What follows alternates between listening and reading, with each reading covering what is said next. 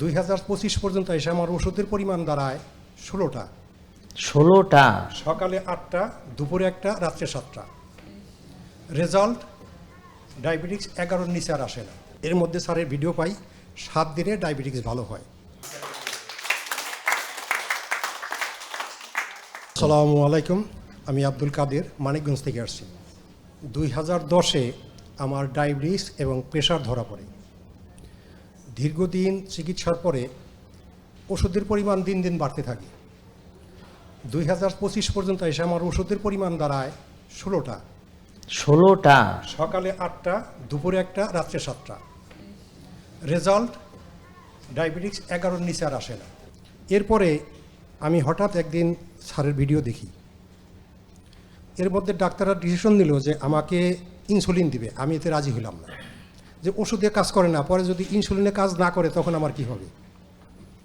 তখন ওনারা আমার 3 মাসের সময় দিল, যে আপনি 3 মাস ট্রায়ালে থাকেন, যদি না কমে তাহলে ইনসুলিন দিতে হবে। এর মধ্যে স্যারের ভিডিও পাই 7 দিনে ডায়াবেটিক্স ভালো হয়। তো ওই ভিডিওটা শুনে ওষুধে আমি ওগুলি খাইলাম, আর ডায়েটটা শুধু ওনারটা ফলো করলাম। 7 দিনে দেখি আমার ডায়াবেটিক্স 5-এ এসে গেছে। আলহামদুলিল্লাহ, আলহামদুলিল্লাহ। তখনই আমি আর দেরি না করে আমি ওইগুলি সব বাদ দিয়ে আমি লাইফ স্টাইলে চলে আসি। আসার পরে 1 সপ্তাহ আমার ডায়াবেটিক্স আছে 5, আর হুমায়ের আছে 0.83। এর পরের মাসেই দেখা যায় আমার হুমায়ের আসছে 0.05। Diabetics 5, first insulin 3.3। মাশাআল্লাহ, মাশাআল্লাহ। এখনো আমি এই 1 বছর যাবত এই অবস্থায় আছি, সুস্থ এবং ভালো আছি। এই একটা লোক দেখলাম কনসিস্টেন্ট, বুঝছেন, মানে জানলাম, মেনে নিলাম, মানা শুরু করে দিলাম, ভালো হইলাম, আর ধরে রাখলাম।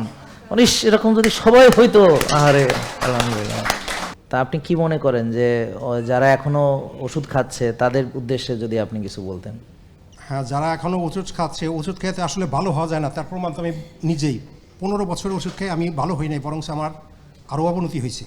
চোখ দুইটাই আমার অপারেশন করা লাগছে, আর এখানে 1 মাসে আমার সম্পূর্ণ আমি সুস্থ হয়ে গেছি। কাজেই সবাইকে বলবো, যারা ওষুধের ভিতরে আছেন তারা লাইফস্টাইল ফলো করেন, ওষুধমুক্ত জীবনযাপন করেন এবং ওষুধমুক্ত পরিবার করেন, সুস্থ ওষুধমুক্ত পরিবার। সবাইকে অনেক ধন্যবাদ, থ্যাংক ইউ, অনেক ধন্যবাদ আপনাকে। জি, আসসালামু আলাইকুম। জেকে লাইফস্টাইল লিমিটেড, ওষুধ মুক্ত সুস্থ জীবন।